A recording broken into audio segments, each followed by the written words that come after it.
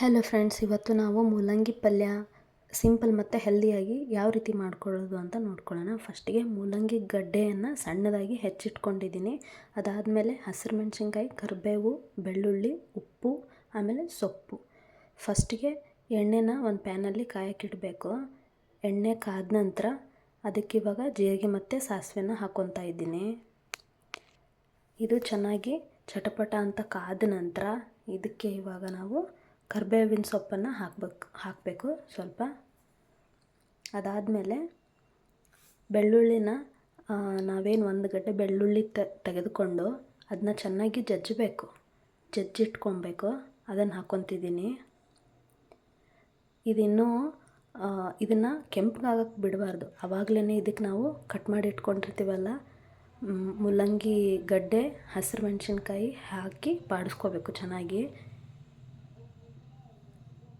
ಮೂಲಂಗಿ ಗಡ್ಡೆ ಫಸ್ಟು ಬೆಂದಾದಮೇಲೆ ಆಮೇಲೆ ಸೊಪ್ಪು ಹಾಕ್ಕೋಬೇಕು.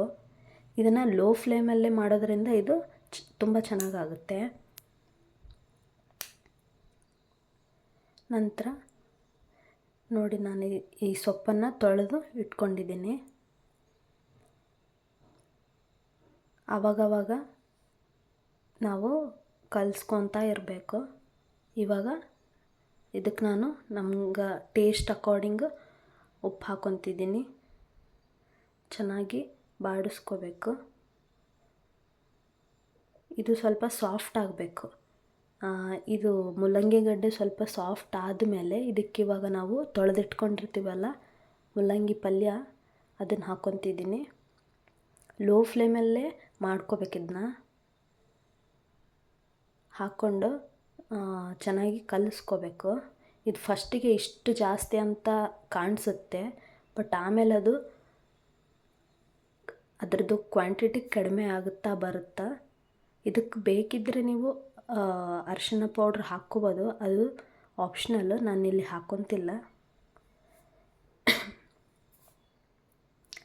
ಚೆನ್ನಾಗಿ ಮಿಕ್ಸ್ ಮಾಡ್ಕೋಬೇಕು. ಲೋ ಫ್ಲೇಮಲ್ಲೇ ಇಟ್ಕೋಬೇಕು ಇದನ್ನು. ನೀವು ಬೇಕಿದ್ದರೆ ಮುಚ್ಚಿ ಇದನ್ನು ಬೇಯಿಸ್ಕೋಬೇಕು. ಆವಾಗವಾಗ ತೆಗೆದು ನೋಡ್ತಾ ಇರಬೇಕು. ನೋಡಿ, ಇದು ಇನ್ನೇನು ಕುದಿಯೋಕ್ಕೆ ಬಂದಿದೆ. ಫಸ್ಟಿಗೆ ಎಷ್ಟು ಜಾಸ್ತಿ ಇತ್ತು, ಇವಾಗ ನೋಡಿ ಪೂರ್ತಿ ಕಮ್ಮಿ ಆಗ್ತಾ ಬರ್ತಾ ಇದೆ. ಚೆನ್ನಾಗಿ ಮಿಕ್ಸ್ ಮಾಡ್ಕೋಬೇಕಿದನ್ನು. ಇನ್ನೇನು ಆಗ್ತಾ ಬಂತಿದ್ದು. ಬೆಳ್ಳುಳ್ಳಿ ನೋಡಿ ಹೀಗೆ ವೈಟ್ ಇರಬೇಕಿದು. ಇದು ಪೂರ್ತಿ ಕೆಂಪಗೆ ಆಗೋವರೆಗೂ ಬಿಡಬಾರ್ದು. ಆವಾಗಲೇ ಹಾಕ್ಕೋಬೇಕು, ಅಂದರೆ ಅದರದ್ದು ಸ್ಮೆಲ್ ಚೆನ್ನಾಗಿ. ಇವಾಗಿದು ರೆಡಿಯಾಗಿದೆ. ನನ್ನ ಚಾನಲ್ನ ಸಬ್ಸ್ಕ್ರೈಬ್ ಮಾಡಿ.